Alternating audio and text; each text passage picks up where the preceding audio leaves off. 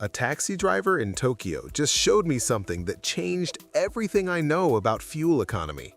His 1999 Toyota Crown with 487,000 miles gets 47 mpg in city traffic. The same car in America averages 22 mpg. Same engine, same transmission. The difference? A Japanese driving method developed in the 1970s during the oil crisis that most Western drivers have never heard of. This isn't about buying expensive hybrid cars or miracle fuel additives. This is a 12-step system that Japanese driving schools teach, but American ones ignore. Drivers using this method report fuel savings between 30% and 50%. Gas companies don't want this spreading, but today I'm breaking down every single step. Let's go. Step 1. The pulse and glide technique. Watch any street in Tokyo for 5 minutes and you'll notice something strange. Cars don't hold steady speeds. They speed up slightly, then coast, then speed up again. It looks inefficient, but those drivers are getting 15 to 25% better fuel economy than you. They're using pulse and glide, and once you understand why it works, you'll never drive the same way again. Here's what's happening. When you hold your foot steady on the gas at 40 miles per hour, your engine is barely working. It sounds efficient, but engines actually hate light loads. They burn fuel inefficiently just fighting drag and friction. Japanese drivers do something smarter. They accelerate moderately to 40 miles per hour. That's the pulse. The engine works at moderate load where it's most efficient. Then, they completely lift off the gas and let the car glide. No fuel, just momentum. When speed drops to about 35 miles per hour, they pulse again. I tried this on my commute for 1 week. Just pulse and glide. Same route, same traffic. My Honda Accord went from 28.3 mpg to 34.1 mpg. I didn't install anything, I didn't buy anything, I just drove differently. The first day felt weird. I kept wanting to hold steady throttle like I'd been taught. But by day 3, it became natural. By day 7, I couldn't believe I'd been wasting fuel my entire driving life. Gas stations lose money every time someone learns this. That's why they'll never teach it. Step 2. Read traffic like a book. American driving schools teach you to watch the car in front of you. Japanese driving schools teach you to ignore the car in front and read 3 to 5 cars ahead. Sounds simple. Changes everything. I'm driving through downtown. Light is green, 4 cars ahead. But I notice brake lights appearing. The American-trained driver keeps cruising until the car directly in front brakes, then slams his brakes. The Japanese-trained driver, already coasting, already slowing, never touches the brake pedal. Why does this matter? Every time you brake, you're throwing away money. You paid for that momentum with fuel. Braking converts it to waste heat, then you pay again to re-accelerate. I started watching Tokyo cab drivers. They barely use their brakes. Not because they're reckless, because they see problems before problems reach them. Try this tomorrow. Shift your vision from 50 feet ahead to 200 feet ahead. Look past the car in front. Watch traffic lights in the distance. Notice when lanes are merging ahead. Read the road like you're predicting the future.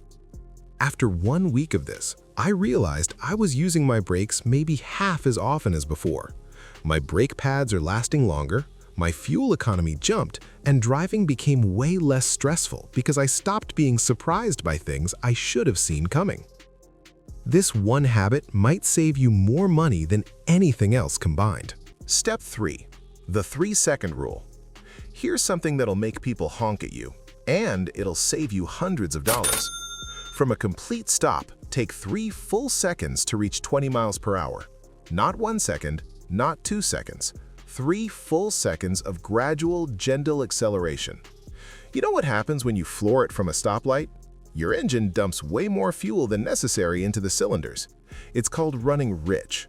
That excess fuel doesn't make more power, it just burns wastefully and exits as smoke. I tested this for 2 weeks. Week 1, normal aggressive acceleration from every stoplight. Week 2, 3-second rule from every stoplight. Same car, same routes, same traffic. Week 1, 26.4 mpg. Week 2, 32.1 mpg. That's a 21% improvement from literally just counting to 3. The hard part isn't the technique. It's the guy behind you who thinks you're wasting his time. He'll honk, he'll tailgate, he'll zip around you at the next light. And you know what? He'll arrive at the exact same red light you're about to hit, except he just burned twice the fuel you did. Let him honk. You're saving money. He's burning it.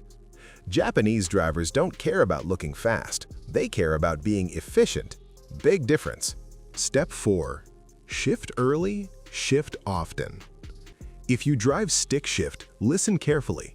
You've been shifting wrong your entire life. Not your fault, you were taught wrong. American method, hold each gear until 3,000 to 4,000 RPM, then shift. Japanese method, shift between 1,800 and 2,200 RPM. I learned to drive in the US. My driving instructor told me to let the engine rev before shifting.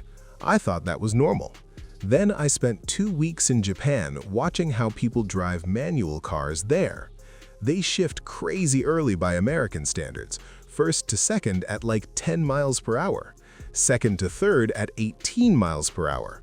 By 30 miles per hour, they're already in 4th or 5th gear. Sounds wrong, feels wrong at first, but here's what happens to fuel economy. 10 to 15% improvement just from shifting earlier. Lower RPMs mean less fuel per mile. Simple physics. As long as the engine isn't lugging, which feels like the car shaking or struggling, you can shift way earlier than you think. I drive a Mazda 3 with a manual. Used to shift at 3,500 RPM like I was taught. Started shifting at 2,000 RPM.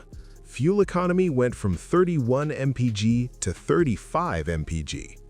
One warning, don't lug the engine. If it's shaking or feels like it's struggling when you give it gas, downshift. But most drivers can shift 1,000 RPM earlier than they currently do and see immediate fuel savings. Step 5.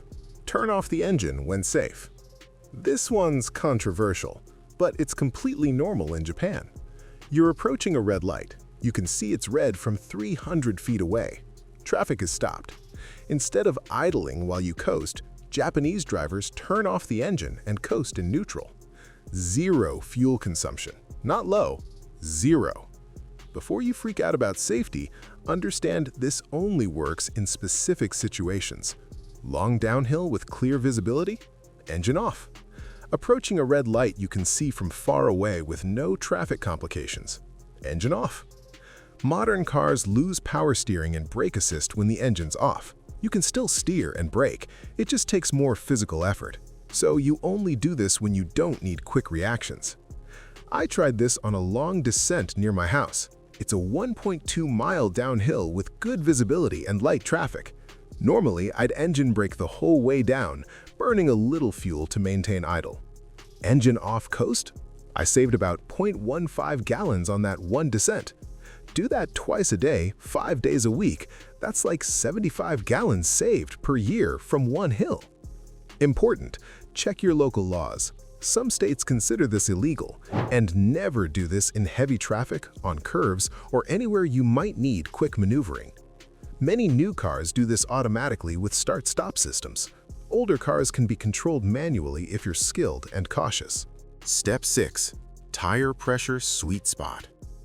Japanese drivers don't just check tire pressure, they optimize it. And there's a trick to this that most people miss. Your car's recommended tire pressure, listed on the driver's door, is a compromise between comfort, handling, and fuel economy. Japanese drivers run 2 to 3 psi higher than recommended to reduce rolling resistance. I tested this myself. My Toyota Camry recommends 32 psi. I ran 35 psi for 3 months. Result? 31.2 mpg became 32.4 mpg. That's a 3.8% improvement from air. Just air. Higher pressure means the tire deforms less against the road. Less deformation means less energy lost as heat. Less energy lost means less fuel needed to maintain speed. The trade-off? Slightly firmer ride, marginally less wet traction, but for people focused on fuel economy, it's worth it. 2 warnings. Never exceed maximum pressure listed on the tire sidewall. That's a safety limit. And check pressure every 2 weeks because tires naturally lose about 1 psi per month. I keep a digital tire gauge in my glove box. It takes 90 seconds to check all 4 tires. I do it every other Saturday morning before driving anywhere. That 90 seconds saves me probably $150 per year in fuel costs. Best return on time investment I've ever found. Step 7. Plan routes for flow, not speed. GPS tells you the fastest route, but fastest doesn't mean most fuel efficient. Japanese drivers know the difference. Route A through downtown, 8.2 miles, 24 minutes, 22 traffic lights. Route B on arterial roads, 10.1 miles, 26 minutes, 6 traffic lights. Which one uses less fuel? Route B, every single time. I tracked this for a month. Route A used 3.4 gallons per week. Route B used 2.8 gallons. That's 17.6% less fuel by driving farther and taking longer. Why? Because constant flow beats stop and go. Moving at 30 miles per hour continuously burns less fuel than idling at lights, then accelerating hard, then stopping again. Tokyo taxi drivers memorize routes by traffic light count, not by distance. They avoid congested areas even if it adds kilometers. Here's what I do now. Before leaving, I look at route options. I count traffic lights on Google Maps. I check elevation changes. I choose the route with fewest interruptions, not shortest time. My commute takes 2 minutes longer than it used to, but I'm saving $8 to $12 per week in fuel. Over a year, that's like $400 to $600 extra in my pocket just from choosing better routes. Plan for flow. Speed doesn't matter if you're burning money at every red light. Step 8. Empty the trunk. I cleaned out my trunk last month and found 73 pounds of stuff I didn't need. Old jumper cables I never use, a bag of clothes meant for donations 6 months ago, tools, random junk. Every 100 pounds costs you about 1 to 2% fuel economy. I was carrying 73 pounds of waste, which was costing me maybe $80 to $100 per year in fuel. Japanese drivers are ruthless about this. The only items in the car are what's needed for that specific trip. Everything else stays home. I emptied everything except emergency equipment, spare tire, first aid kit, flashlight. Everything else? Gone. My Subaru Outback went from 26.7 mpg to 27.4 mpg. Not huge, but it's free money just from cleaning out junk. Roof racks are even worse. That empty bike carrier on your roof, it's costing you 10 to 15% fuel economy at highway speeds just from wind resistance. I removed my empty Thule cargo box and immediately gained 3.2 mpg on highway driving. That box was invisible to me, but it was costing $30 to $40 per month in drag. Default state, clean roof, empty trunk. Only add weight and drag when actually needed. Japanese philosophy, carry nothing unnecessary. Your fuel economy will thank you. Step 9. Buy fuel strategically. This sounds crazy, but Japanese drivers buy fuel at specific times of day to get more for their money. Gasoline expands when hot. During midday summer heat, underground fuel warms up. When you pump 15 gallons, you're getting slightly less fuel by mass because heat expanded it. Buy fuel early morning or late evening when it's coolest. You get more actual fuel molecules for the same price. Is this huge? No, but over a year of fill-ups, it's like 1 to 2% more fuel for your money. I started refueling only in mornings before 9 a.m. Can't prove exact savings, but the logic is sound, and it costs me nothing to do it. Also, stop at the first click. That extra squeeze after the pump clicks often gets pooled into the station's vapor recovery system. You pay for it, but it doesn't go in your tank. And never run below quarter tank. Fuel pumps use gasoline for cooling. Running near empty repeatedly kills the pump, and replacement costs $800 to $1,500. Japanese method: refuel at quarter tank, stop at first click, buy during cool hours. Small optimizations, they add up. Step 10. Brake less, coast more. I started thinking of my brake pedal as the waste money pedal. Every time I press it, I'm admitting I didn't plan ahead well enough. Japanese drivers view braking as failure. Not total failure, sometimes you need to brake, but every brake application represents wasted fuel that you already paid for. When you must brake, do it gently over longer distances instead of hard at the last second. Why? Hard braking wastes momentum fast, requiring aggressive reacceleration. Gentle braking preserves more momentum, allowing gentler reacceleration. I watched Tokyo drivers brake. They start slowing 6 to 8 seconds before stopping. They use engine braking first, then gentle pedal pressure, then gradually come to rest. American drivers, including me before, coast for maybe 2 seconds, then brake hard. That difference adds up to hundreds of gallons annually. I practiced this for 2 weeks. Every time I saw a reason to slow down, red light, stopped traffic, turn ahead, I immediately lifted off throttle and let engine braking start the work. Only touch the brake pedal when necessary, and always gently. Fuel economy improved 8% just from braking less and more smoothly. The less you brake, the less you reaccelerate. The less you reaccelerate, the less fuel you burn. Simple math. Step 11. Maintain like the Japanese. Japanese car owners follow maintenance schedules religiously, not because they love spending money, but because neglected engines burn 10 to 20% more fuel than maintained ones. I learned this the hard way. My 2015 Honda CR-V had 95,000 miles. I'd been too busy to do maintenance beyond oil changes. Fuel economy had slowly dropped from 32 mpg to 27.2 mpg over time. I thought it was normal aging. Then I did real maintenance. New air filter, new spark plugs, new oxygen sensors, fuel injector cleaning. Result? 31.8 mpg. I got back 16.9% just from maintenance I should have done 20,000 miles earlier. The critical items: air filter every 10,000 miles. Hold it to light. If you can't see through it, replace it.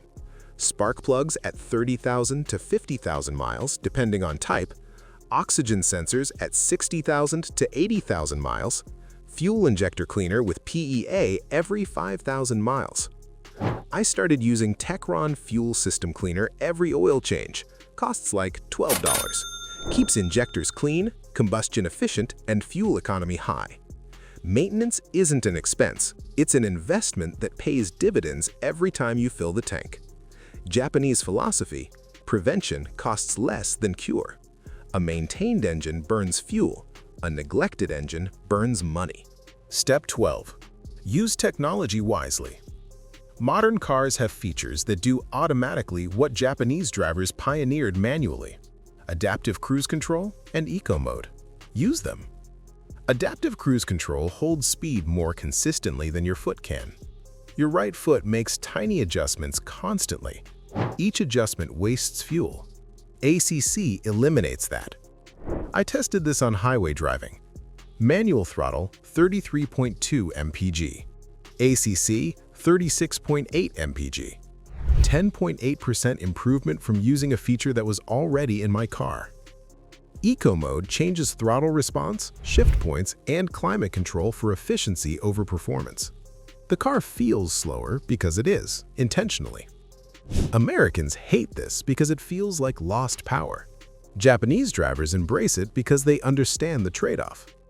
I tested eco mode on a 2022 Toyota RAV4 for 1,000 miles. Normal mode 29.6 mpg. Eco mode 33.4 mpg. 12.8% improvement from pressing one button. The psychological challenge is accepting that slightly slower acceleration gives you significantly better fuel economy. Once you make peace with that trade-off, the savings are automatic. If your car has these features, use them. They're not gimmicks. They're efficient driving programmed into software so you don't have to think about it. 12 steps, one complete system. This is how Japanese drivers achieve 30 to 50% better fuel economy than Americans driving identical cars. These aren't secrets. They're techniques Western culture never prioritized. Japan faced oil crisis differently and built efficiency into driving culture. Hit that like button if you're trying this. Subscribe for more Japanese automotive wisdom. Comment which step you'll implement first. The fuel you save starts with the next trip you take.